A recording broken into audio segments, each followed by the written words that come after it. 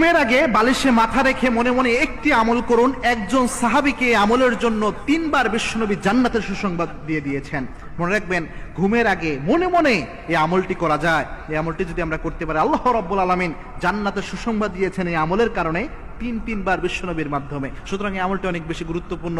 এই আমলগুলো আমরা অনেক সময় সিনসিয়ারলি করি না, যার কারণে এর ফাদিলা থেকে আমরা বঞ্চিত হই। মনে রাখবেন, সাহাবে کرام তাদের জীবনকে সাজাতেন আমলের মাধ্যমে। এই আমল দিয়ে যদি আমরা জীবন সাজাতে পারি, আল্লাহ রাব্বুল আলামিন আমাদের জীবনকে বারাকা দিয়ে ভরপুর করে দিবেন। আমরা যদিও এটা অনেক সিনসিয়ারলি নেই না।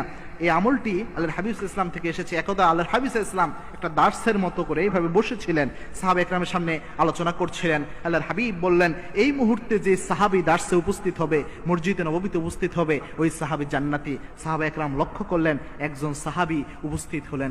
দ্বিতীয় দিন আল্লাহর হাবিব আবার বললেন, এখন যে ব্যক্তি উপস্থিত হবে সে ব্যক্তি জান্নাতি। বিশ্বনবী ইসলামের সাহাবীরা লক্ষ্য করলেন, দ্বিতীয় দিনও একই ব্যক্তি উপস্থিত হয়েছেন। 3 দিনের দিনও বিশ্বনবী যখন বললেন, এখন যে ব্যক্তি এখানে উপস্থিত হবে সেই ব্যক্তি জান্নাতি, সাহাবা একরাম লক্ষ্য করলেন 3 নাম্বার দিনও সেই একই ব্যক্তি উপস্থিত হয়েছেন। সাহাবীদের মধ্যে কিউরিসিটি জাগলো। একজন সাহাবী চিন্তা করলেন, কি এমন আমল করে এই সাহাবী যে 3 বার আল্লাহ রাব্বুল আলামিন তাকে জান্নাতের সুসংবাদ দিলেন বিশ্বনবীর মাধ্যমে।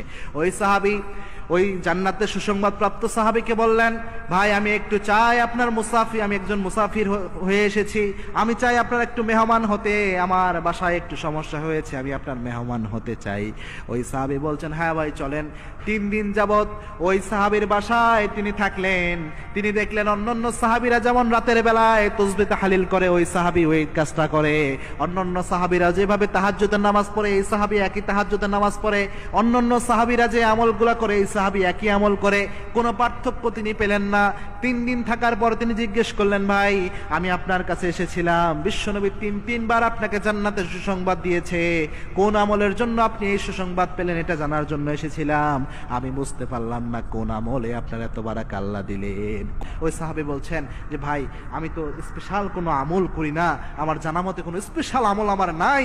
তবে আমি যখন ঘুমাতে যাই, আমি যখন রাতের বেলায় শুয়ে পড়ি, তার আগ মুহূর্তে আমি আমার মনের মধ্যে কোনো হিংসা, কোনো ক্ষোভ কোনো ব্যক্তির ব্যাপারে রাখি না। আমি সবাইকে মাফ করে দেই, কারো ব্যাপারে কোনো হিংসামূলক কোনো কিছু আমি রাখি না।